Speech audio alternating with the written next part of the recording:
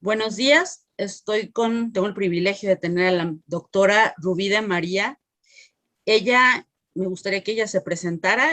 Yo sé que es doctora en filosofía, está escribe mucho sobre cuestiones de género y feminismo, pero me gustaría que ella se presentara bien. Muchas gracias, Débora. Cómo no, con mucho gusto. Soy Rubí de María Gómez Campos, soy moreliana, tengo casi 60 años, estudié filosofía, soy feminista desde los 19 años y tengo dos hijos, una hija y un hijo, que son la razón de mi existencia. Y trabajo con mucho gusto en el tema feminista por, porque me parece que es importante, pero sobre todo porque amo a las mujeres. Ah, qué bonito. Me faltó decir, así que el nervio de estar con semejante mujerón. Esta entrevista es para el blog Popsi, entre el psicoanálisis y la cultura pop. Bueno, habiendo dicho esto, doctora, me gusta esto que dice: soy feminista desde los 19 años, soy feminista sobre todo porque amo a las mujeres. ¿Cómo fue su identificarse así? Porque últimamente he visto como cierta resistencia a el ser feminista, como de no, sí, los derechos de la mujer, sí, y me gusta ser mujer, pero no, feminista suena demasiado radical. ¿En qué fue su asumirse como feminista y su día a día como feminista? Bueno, pues yo tengo que hablar de algo no muy agradable. Mi primera incursión en el campo del feminismo tuvo que ver con una experiencia personal traumática. Yo fui víctima de violación a los 19 años precisamente y tuve la fortuna de conocer en este mismo año a un grupo de mujeres con las que decidimos formar un grupo feminista. En ese momento el feminismo en Michoacán estaba muy lejano, no había prácticamente nada de información acerca de esto, pero en la Facultad de Filosofía había un grupo de mujeres que tenían esta inquietud, que conocían, leían sobre estos temas en el resto del mundo y propusieron que hiciéramos un grupo feminista. Yo fui de las fundadoras de este grupo y esto permitió que esta experiencia resultara no tan traumática. Empecé a comprender que yo no tenía la culpa, que no era algo que tuviera responsabilidad en ello, sino que era parte de una organización social que trata a las mujeres de esa manera, que permite este tipo de experiencias y a feministas y platicando, analizando el fenómeno, pues me fui convenciendo de la importancia que tenía una perspectiva como esta. Esta fue la razón inicial. Posteriormente, siempre he tenido la fortuna de tener mujeres cercanas muy valiosas, como la tenemos todas. Las mujeres tenemos mucho que aportar y tenemos dentro de nosotras todo un tesoro que somos capaces de ofrecer, de brindar. La propia formación de las mujeres nos hace ser cuidadoras unas de otras, y esto pues fue, digamos, ratificando mi compromiso, ¿no? Siempre he tenido contacto con mujeres que me han enriquecido y son las que me hacen ser lo que soy, empezando por mi madre, mis hermanas, mi hija, pero mis compañeras, mis alumnas, mujeres admirables que rodean siempre nuestro entorno, ¿no? Qué bonito, como una sororidad en hecho, cubriéndola, ¿no? Sosteniéndola en esta situación difícil y encaminándola de ahí en adelante, más allá de solamente usar el término, que ni siquiera lo nombró usted, curiosamente, sino en hechos, en situaciones precisas en su vida. No me gusta usar la terminología feminista, que es finalmente terminología académica, desde mi punto de vista, científica muchas veces, porque a veces obstaculiza el contacto interpersonal, ¿no? Entonces yo muchas veces prefiero hablar de los hombres y las mujeres y evitar hablar, por ejemplo, de cuestiones de género, que el término es equívoco, produce a veces mucha más confusión que claridad. Y me parece que permite la comunicación, ¿no? Entonces, sí uso los conceptos feministas, pero cuando es necesario, ¿no? Cuando no es necesario, la verdad es que yo prefiero un contacto más íntimo, más real de personas, porque me parece que este es el asunto central, ¿no? Es la relación interpersonal, la relación humana, lo que está en juego. Estoy completamente de acuerdo, maestra. Justamente, como usted ha visto, este blog que hicimos es sobre psicoanálisis y la cultura pop. En esta situación de la cultura pop, yo siento que últimamente ha habido como un cambio de narrativa en la relación de mujeres entre ellas. Antes era muy enfático esta cuestión como de rivalidad, ¿no?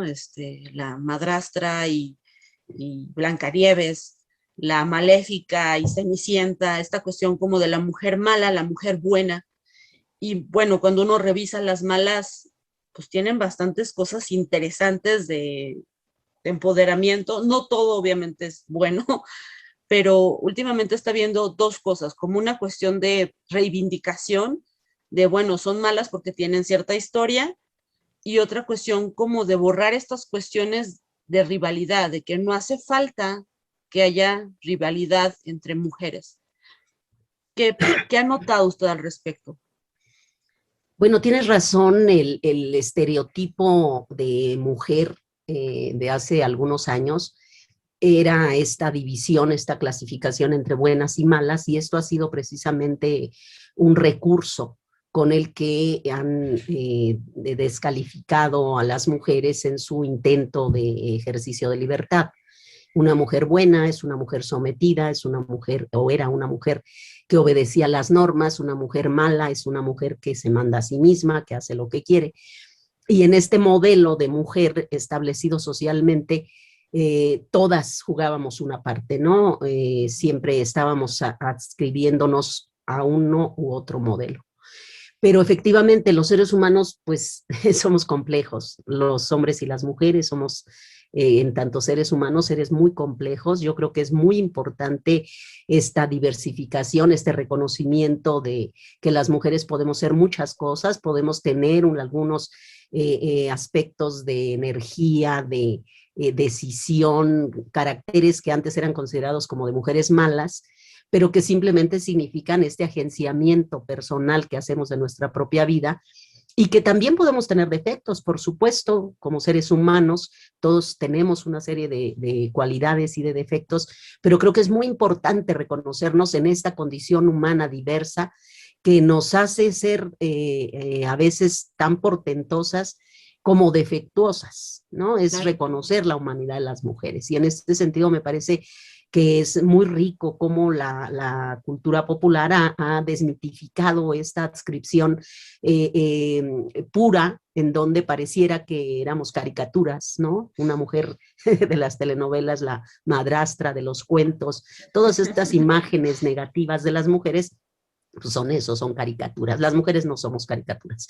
Tenemos capacidad de enojo, tenemos capacidad de indignación, tenemos capacidad de nobleza, de generosidad, tenemos todos esos recursos que la condición humana nos ofrece, y creo que es muy importante reconocernos como tales, ¿no? En los dos sentidos, no nada más para, digamos, deificarnos y convertirnos ahora, mistificar nuestra capacidad de bondad, que por supuesto que existe.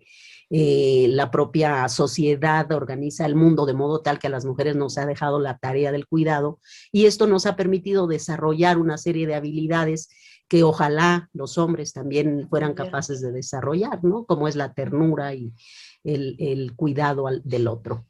Entonces, me parece muy positivo, ¿no? Esta transformación. Me parece muy interesante esto que está diciendo, porque siempre pareciera, leyendo o escuchando discursos feministas, que hay como cierto rechazo a esta habilidad de cuidar, ¿no? Como siempre nos han puesto allí y no tenemos por qué hacerlo. Sí entiendo que no tenemos por qué hacerlo, pero sí es una habilidad muy rica, pienso, ¿no? De la capacidad de planear las cosas para cuidar a cada miembro de la familia diferente, de Claro. organizar, de administrar.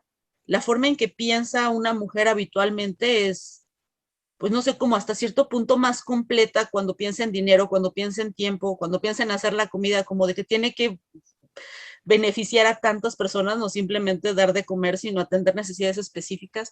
Y me parece muy interesante que usted lo ve justamente como algo a nuestro favor, como un bonus, más Un que algo. privilegio, por supuesto. Las Ma- desventajas que la condición de mujer tiene, también hay algunas ventajas y una de ellas es precisamente esta, el que las mujeres hemos tenido la posibilidad de aprender de valores que desafortunadamente están excluidos o desvalorados en la cultura y en la Ajá. sociedad, pero que son de una gran utilidad, de una ventaja y de una utilidad social que no se puede negar.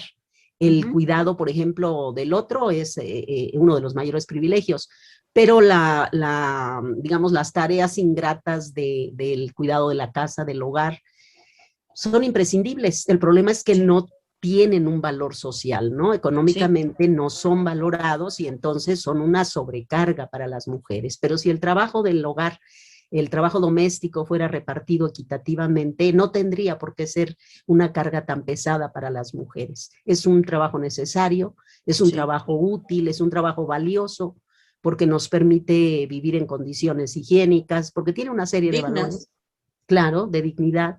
Y en este sentido me parece que sería importante su revalorización social. Pero en términos históricos esto ha sido recargado sobre las mujeres y esto es lo que es impropio, ¿no? La Sí. desigualdad en el ejercicio de las tareas. Actualmente, por ejemplo, las mujeres hemos avanzado hacia el espacio público, somos capaces de desarrollar trabajos que antes eran exclusivos de los hombres y sin embargo ellos no han explorado esta dimensión del cuidado y de la Sí, ternura. Y esto me parece lo que falta, ¿no? sí. Y esto no lo vamos a lograr si no nosotras mismas hacemos una valorización de lo que hacemos. Decía Graciela Hierro, que tuve la oportunidad de conocerla y platicar con ella muchas veces. Ella decía, cuando los hombres intentan acercarse a este espacio y cuidar al hijo, por ejemplo, lo cargan y las mujeres venimos y les decimos, ay, no lo sabes cargar y se los Ajá, arrebatamos, ¿no? ajá. Entonces, no les enseñamos lo positivo y lo valioso que es esto, ¿no? Hay como una especie, o había como una especie de recelo de este espacio mínimo que la sociedad les había dejado a las mujeres, y hacía que también en el trabajo doméstico, cuando ellos agarraban la escoba o el trapeador, No, no.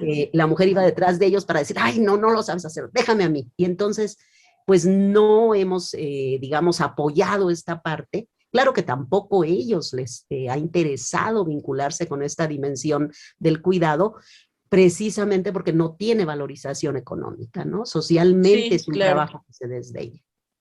Sí, estaba pensando mientras la escuchaba, hace unos cuantos años se estrenó la película de Los Increíbles 2. No sé si Sí, usted la vio, los dibujos sí, como, animados. Me pareció muy interesante justamente que cuando llaman a esta mujer Elastigirl a hacer su trabajo de heroína, le toca al papá hacer el trabajo pues de cuidador, de alimentador y de cuidar a los hijos. Y la primera idea que todos nos surge es de, ay, no va a poder. Entonces, ¿qué fregados no va a poder? Es tan padre uno como el otro. Y no es que le salga perfecto, como a nosotras tampoco, pero le sale.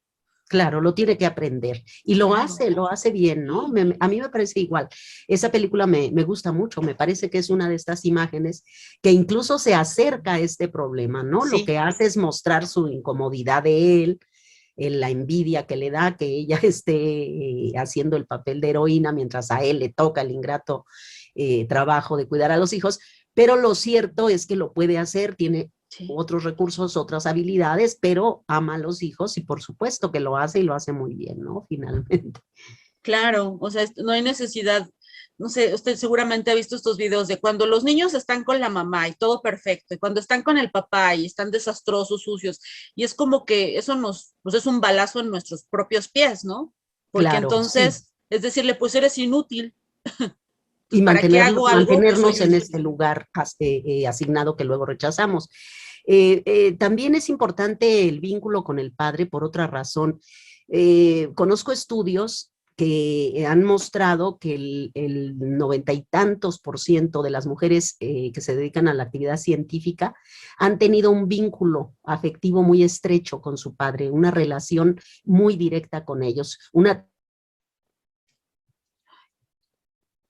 transmisión de valores que los hombres son capaces de trasladar a las hijas y que me parece fundamental. Tenemos que aprender los valores masculinos y los valores femeninos, porque Claro. ambos tienen algo de humano y de positivo. Desafortunadamente a veces nos reducimos a lo negativo, ¿no? A imitar los rasgos negativos de los hombres y los rasgos negativos de las mujeres, que las tenemos, por supuesto, como seres humanos, pero creo que el trabajo que faltaría sería este, ¿no? Precisar esta positividad de la masculinidad y de la feminidad y ser capaces de admirar, como dice Lucy Irigaray, una feminista belga muy importante que a mí me gusta leer mucho, a partir del principio de la admiración, ¿no? La admiración entre los sexos es lo que falta, dice ella, es que no somos capaces de admirar lo que no somos. Y creo que esto sería fundamental, ¿no? Que aprendiéramos a admirarnos unos a otros y por supuesto a nosotras mismas, porque en esta sociedad desafortunadamente nos han enseñado a las propias mujeres a despreciarnos a nosotras mismas. Muy interesante escucharla. No sé si también yo voy a tener que seguir sacando referencias a la cultura pop, pero últimamente acaban de estrenar la película de Black Widow. No sé si la vio, tuvo la oportunidad de verla, pero sucede esta cuestión de que las mujeres son muy fregonas, muy inteligentes, muy capaces, y el único hombre que aparece como protagonista lo tontean mucho. Es presentado justamente ahora él como caricatura del hombre bobo, del hombre que no piensa futuro, del hombre que casi casi lo tienen que rescatar ellas, y siento que son discursos en los que por mostrar la grandeza de las mujeres no hacen esto de admirar al otro, sino al contrario, de hacerlo menos, de hacerlo absurdo, y eso es obvio que genera rechazo de los hombres hacia el feminismo, ¿no? Bueno, hay otros ejemplos, me parece, es bastante recurrente esta imagen que me comentas. La película no recuerdo si la vi porque realmente no tengo mucha memoria reciente ya, pero por ejemplo Los Simpson, ¿no? El personaje, el padre. Homero. Homero Simpson, ¿no? Es un personaje torpe, es un personaje bobo, es un personaje que no tiene, claro, es muy egoísta, tiene una serie de rasgos, de características que me parece que han sido muy aceptados. No es el único, hay otras series que llegué a ver, como la de dinosaurios, en donde el padre era igual. Recuerdo muchas imágenes de ese tipo. Me parece que tiene que ver con una capacidad autocrítica de la sociedad. Yo creo que no podríamos tampoco negar que el desarrollo de la masculinidad en nuestras sociedades patriarcales está cargado de estos rasgos, ¿no? De egoísmo, de desatención, de un compromiso con la trascendencia que les hace a veces ser despistados en el orden concreto de lo social.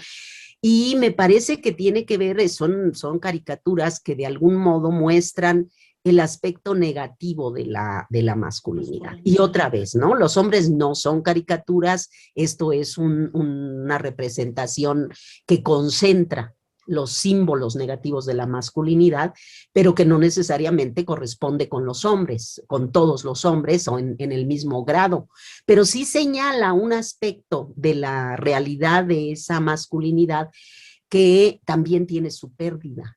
También hay pérdida en ser hombre, no nada más hay ventajas, así como decíamos de las mujeres que no todo es desventaja, en los hombres no todo es ventaja. Me parece que el hecho de que a ellos no se les estimule la tarea del cuidado y la negociación emocional, se les excluya del ámbito familiar y se les coloque solo en el ámbito público, hace que muchas veces ellos pierdan en esa capacidad emocional, ¿no? Ellos están alejados de las emociones, ellos son incapaces de cuidar al otro, y me parece que esto también es muy negativo, ¿no? Y que los hombres tienen que verlo, tienen que darse cuenta de cómo en algún sentido a veces pareciera que son, dicen algunas compañeras, son una especie de lisiados espirituales, ¿no?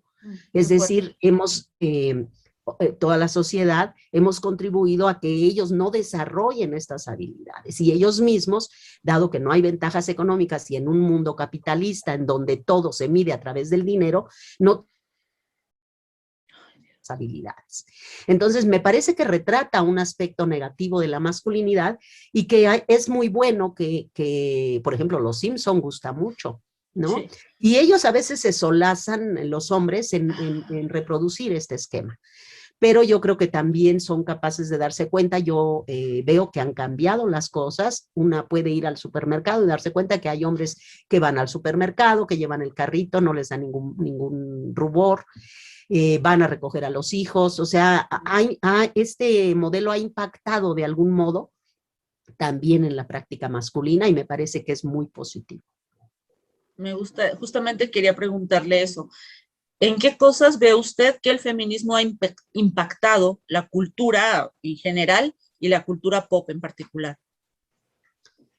Bueno, yo creo que es una relación de mutua referencia, ¿no? El feminismo ha impactado la cultura popular y la cultura popular ha, digamos, impactado también en el feminismo, ¿no? Digamos, no sé si la cultura, directamente la cultura popular o las prácticas derivadas de esta cultura popular, pero es una relación compleja en donde efectivamente nos vemos retratados y al mismo tiempo cuestionados por estas formas creativas de representar el mundo, que se expresan así como cultura popular. Por ejemplo, esta otra serie de South Park, ¿no? Es una serie que es extremadamente crítica con nuestra forma de vivir Sí. y refleja, parece muy extraño a veces para ciertas mentalidades muy tradicionales, el modo de hablar tan crudo que tienen los personajes y los temas que se abordan, pero realmente están haciendo una exageración de ciertos rasgos que es necesario que desnudemos y que nos veamos a nosotras y a nosotros mismos en estas formas de representar el mundo. Ahora, desafortunadamente, la cultura popular también tiene otras formas simplificadoras, no necesariamente tan ricas y creativas como el ejemplo o los ejemplos que estamos dando. Por ejemplo, en las canciones, a veces me parece que ciertamente hay digamos, en cierto nivel de simplificación de la experiencia. Las canciones románticas, por ejemplo, llevan al extremo estas emociones humanas y las llevan a su grado mínimo de potencia creativa, ¿no? Pero finalmente pues son un reflejo de la realidad, son un reflejo de lo que vivimos, de lo que logra transmitir la investigación académica, por ejemplo. Yo recuerdo canciones que cantaba Lupita D'Alessio, ¿no? Por ahí en la década de los 70 y 80, en los 80, que hablaban de una emancipación de la mujer y decía, hoy voy a cambiar y no sé qué, ¿no? Y yo recuerdo en ese momento, que es cuando yo empecé a estudiar este tema del feminismo, que a mí me molestaba mucho que la gente nos identificara con Lupita D'Alessio y dijera que esto era el feminismo, ¿no?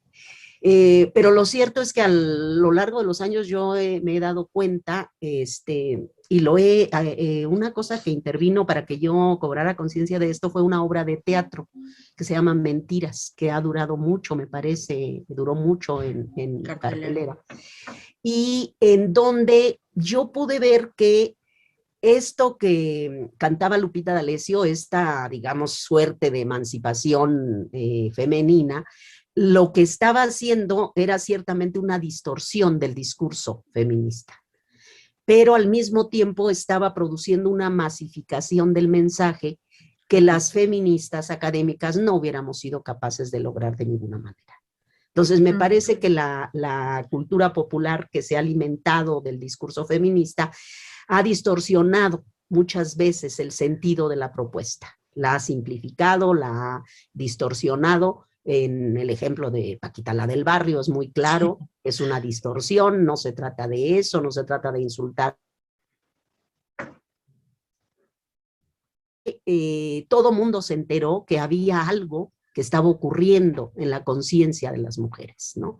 Y que era necesario atender, porque las mujeres están exigiendo los mismos derechos que los hombres. Entonces, el mensaje se extiende a través de la cultura popular y desafortunadamente pierde precisión, ¿no? Y produce distorsiones que tenemos que controlar y tenemos que atender y tenemos que corregir. Desde la actividad académica, pero también desde el arte, desde estas formas tan creativas que la cultura popular tiene, ¿no? Como son precisamente las caricaturas de las que hemos estado hablando y que me parecen sumamente enriquecedoras, ¿no?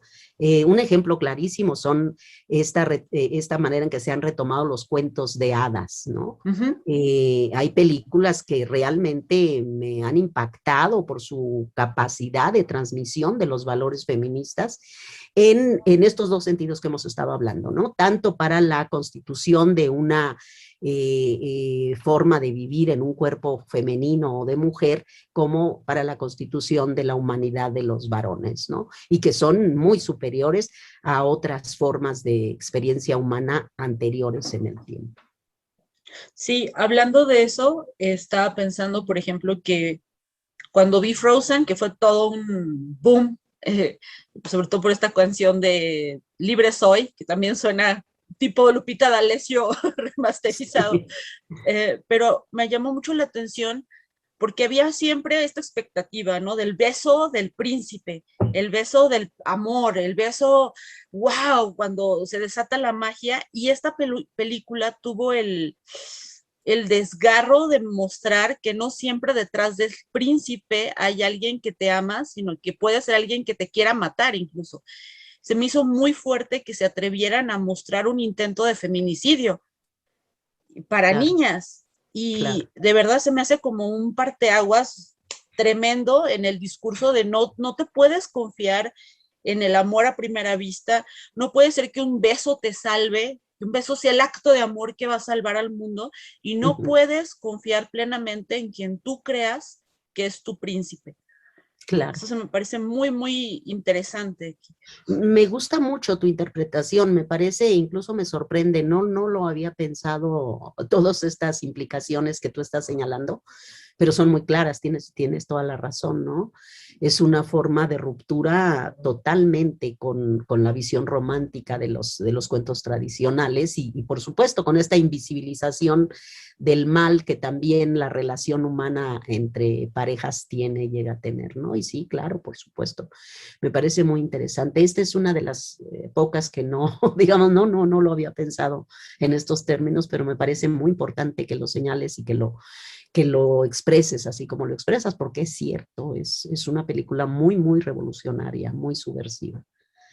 Yo más bien una de las que me pareció que tuve, a lo mejor es porque yo ya no veo muchas películas o tantas como veía antes cuando mis hijos eran pequeños y esta no la vi con tanta atención, sí la vi pero no con tanta atención, pero la de Mulan, por ejemplo, es una película que a mí me gustó mucho, ¿no? Me pareció, y ahora que vi la versión con personajes, es impresionante, ¿no? Es una película bellísima que es capaz de modificar todo ese esquema de la feminidad y mostrar todas las potencias de lo humano que las mujeres tienen. También en este sentido, digamos, en donde, como sea, digamos, el aspecto negativo de estas películas que muestran la heroicidad de las mujeres, sería que se quedan a veces precisamente en una sobrevaloración de los rasgos que tradicionalmente han identificado a los varones con la humanidad, ¿no? Con lo que son los varones de lo público, de la heroicidad, de la valentía.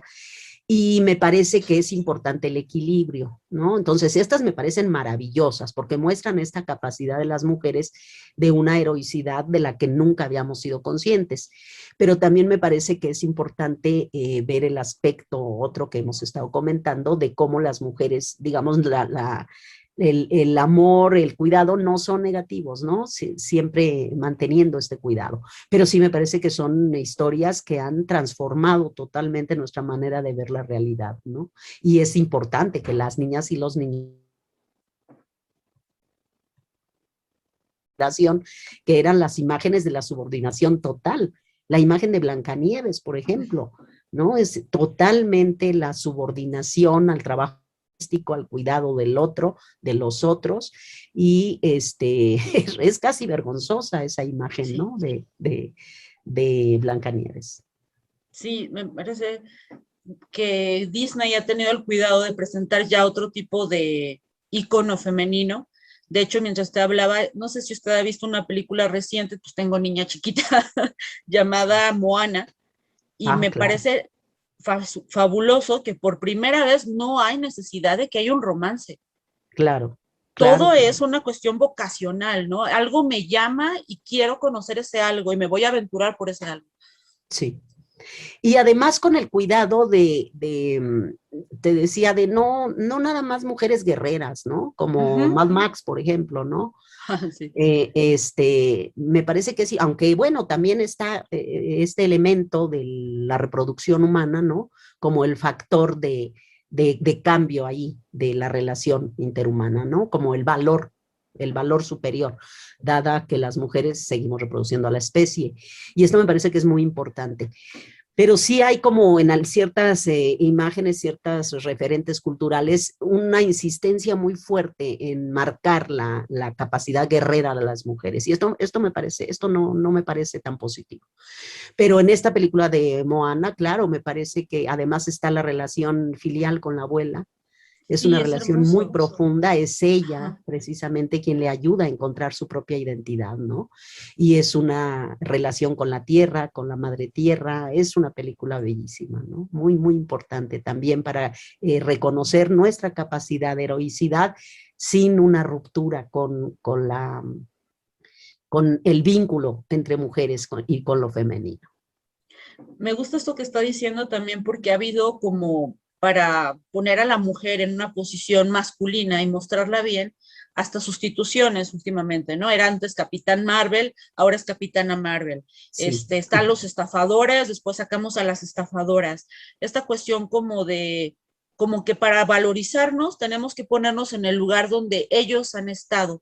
Y es claro, como diría Colette Soler, ponernos en una posición fálica, ¿no? Tomar una cruz claro, fálica y montarla, de ahora yo soy el nuevo hombre.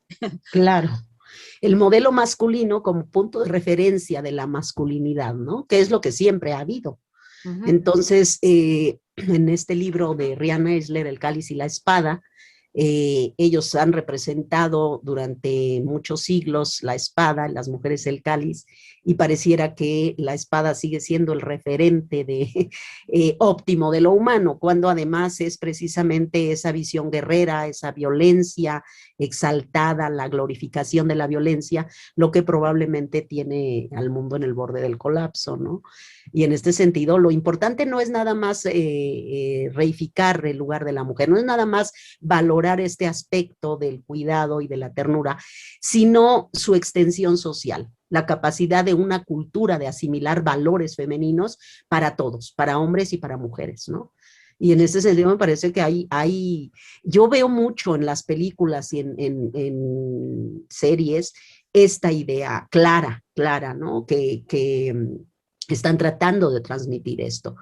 Creo que la creatividad que tienen estas expresiones de arte popular son muy, muy ricas, muy enriquecedoras y muy necesarias, ¿no? por esto que te decía, porque finalmente el saber académico se queda encerrado en el claustro académico, Sí, y es muy importante que el arte, esta capacidad creativa de los artistas, permite no solamente explorar y conocer estas nuevas formas de conceptualizar el mundo, sino de traducirla y de llevarla a las masas, ¿no? En este sentido me parece formidable todas estas expresiones.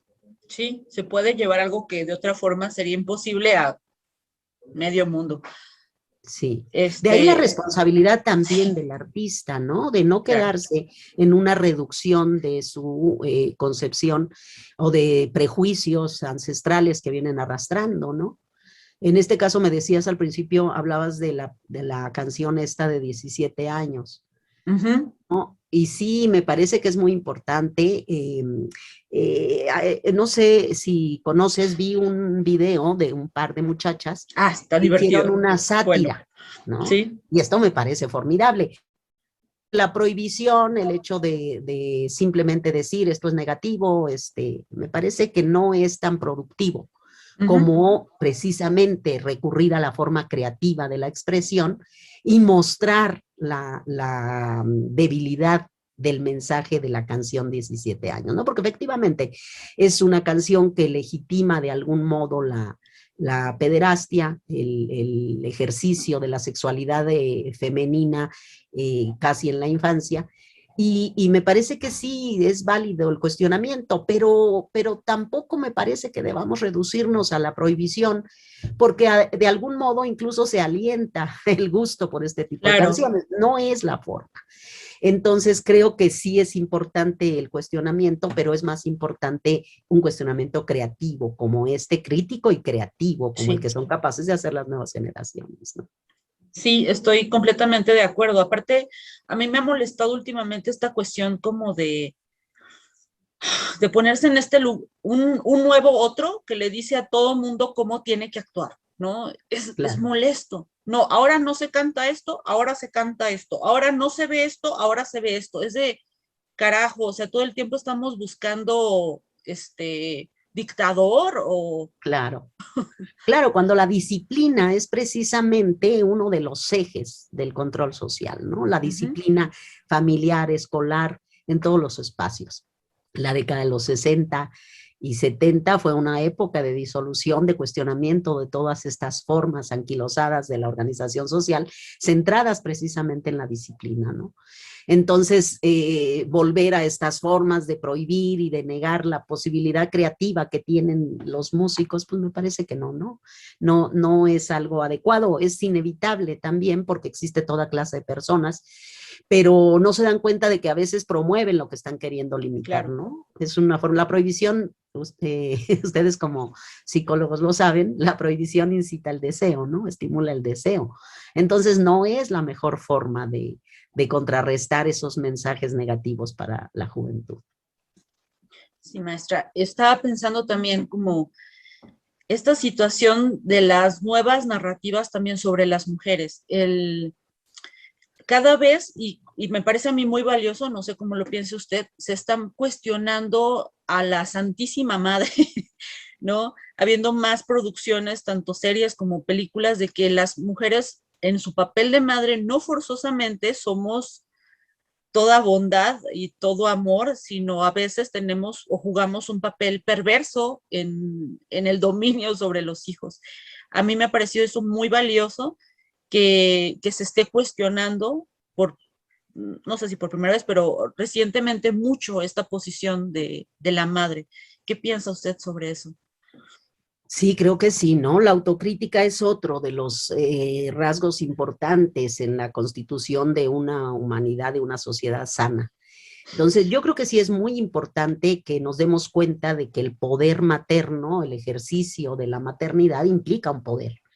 Y Sí, un poder que puede llegar a ser muy destructivo, y no solamente para los otros, sino también para sí misma, ¿no? Empezando por ahí, porque esa imagen también anterior de la madre abnegada, de la autosubordinación al amor, ¿no? Desdibuja inclusive el sentido potente y transformador, liberador del amor.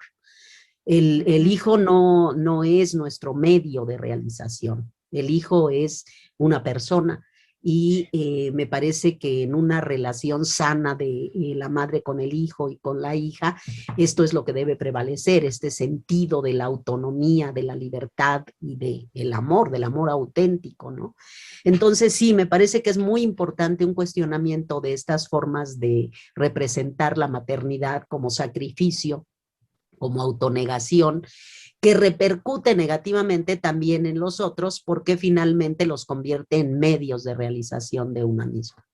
El hecho de reconocer que las madres también son seres humanos, que las madres también tenemos deseos, tenemos necesidades, tenemos también malos momentos porque finalmente la vida es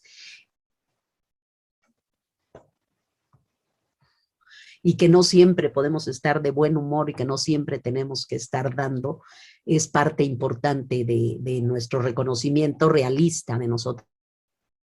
Sin embargo, creo que habría que cuidarse de exagerar esto, ¿no? De llevarlo a un plano en donde esto ya llega a convertirse casi en un valor. He escuchado y leído algunas, digamos, a veces me preocupa esto, ¿no? De ver en algunas expresiones en el Facebook que pues pareciera que ahora el egoísmo es la nueva forma de representarse a sí mismas como madres, y es ahí donde creo que no, creo que debemos buscar ese justo medio de reconocer pues el valor y la potencia del amor, del cuidado, de si tienes ganas de darle a tu hijo, ¿por qué no hacerlo? Yo creo que el amor no destruye, ¿no? No es nunca negativo.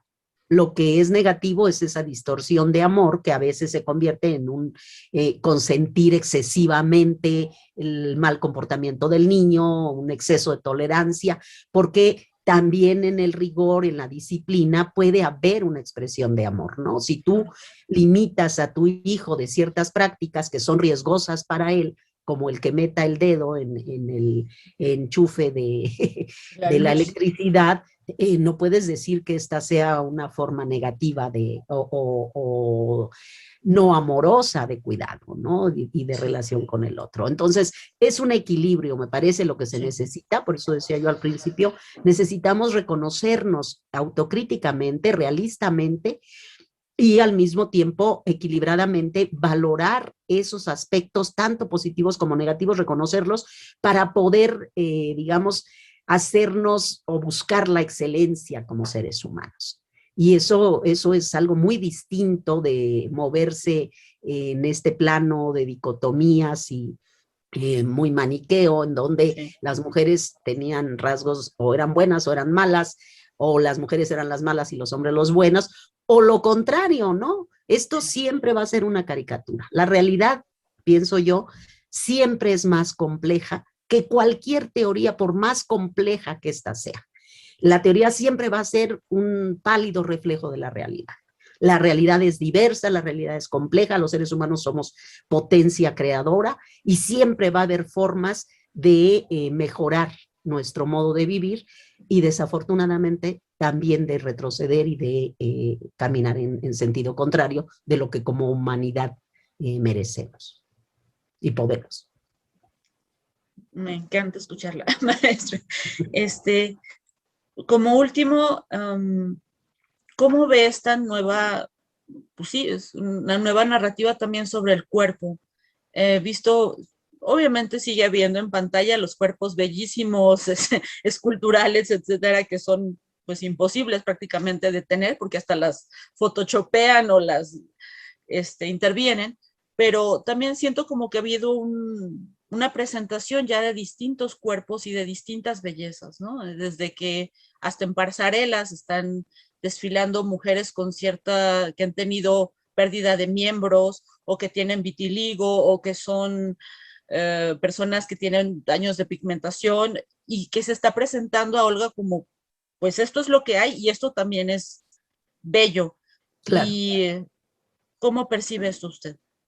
Maravilloso. Me parece muy importante la ruptura con ese estereotipo de belleza falso, artificial, no solamente ni siquiera existente, porque las propias modelos pasan por un proceso de transformación, que inclusive recientemente llevó a las mujeres a someterse a procedimientos quirúrgicos riesgosos para su salud, absurdos, a extremos inenarrables, ¿no? Entonces, me parece que es muy importante la ruptura con estos modelos, y esto se opera, desde mi punto de vista, en muchos niveles de la cultura y de la expresión popular de los valores.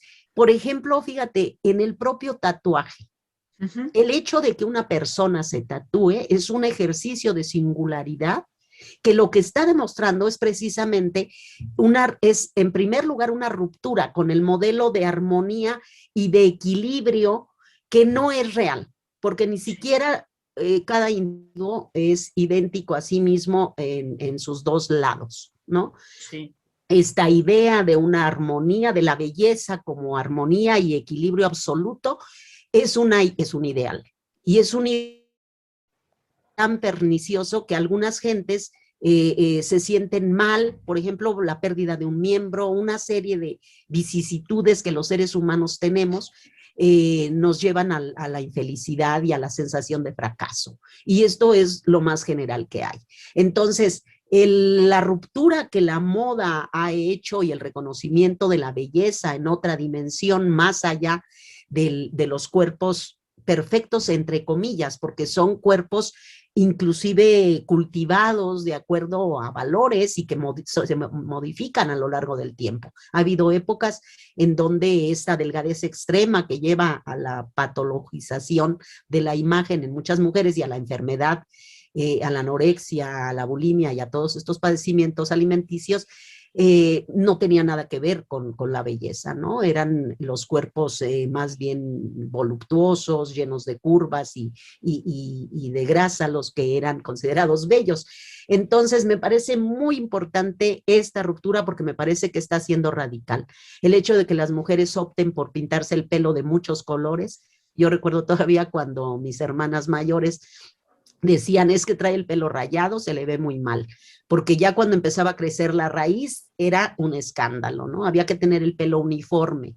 También se estilaba que se vistieran del mismo color la ropa, los zapatos, el bolso, el gorrito, el sombrero, todo. Sí. Entonces, todo esto ha cambiado. Las muchachas se ponen el color que quieren, el contraste también es una forma de expresividad de la belleza o del estilo, el tatuarse y singularizar el cuerpo. Vi una vez una cosa que me gustó mucho, un maquillaje de un ojo de un color y el otro de otro. Es una forma de exaltar esta imperfección, entre comillas, que tenemos, ¿no?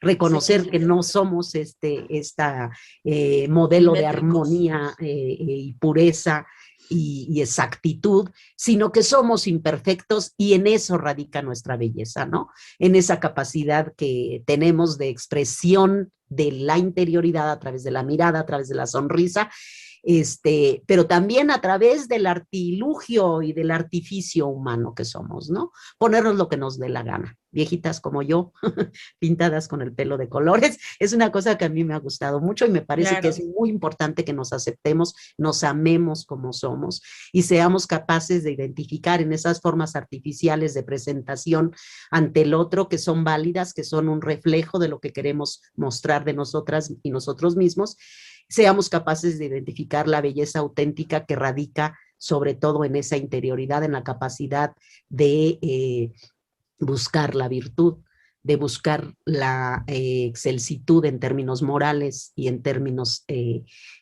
más bien estéticos en un sentido profundo, ¿no? No en un sentido exterior y distorsionado también del verdadero sentido de la belleza. Muchas gracias, maestra. Le mando un abrazo. Ha sido muy rico escucharla y pues yo creo que igual y en poco tiempo la volvemos a entrevistar sobre más cosas. Es un gusto para mí, Débora, platicar contigo. Eres una mujer a la que yo admiro mucho y te agradezco mucho el interés y la posibilidad de platicar de todos estos temas, que me interesan mucho, porque además tengo hijos jóvenes que les gusta mucho la cultura popular y que participan de ella, y tengo muchas amigas creativas como tú que están enriqueciendo nuestra capacidad de autopercepción como seres humanos, y me parece muy importante esta página, este tipo de ejercicio que están ustedes haciendo, y les felicito mucho. Muchas gracias, maestra. Un abrazo. Gracias.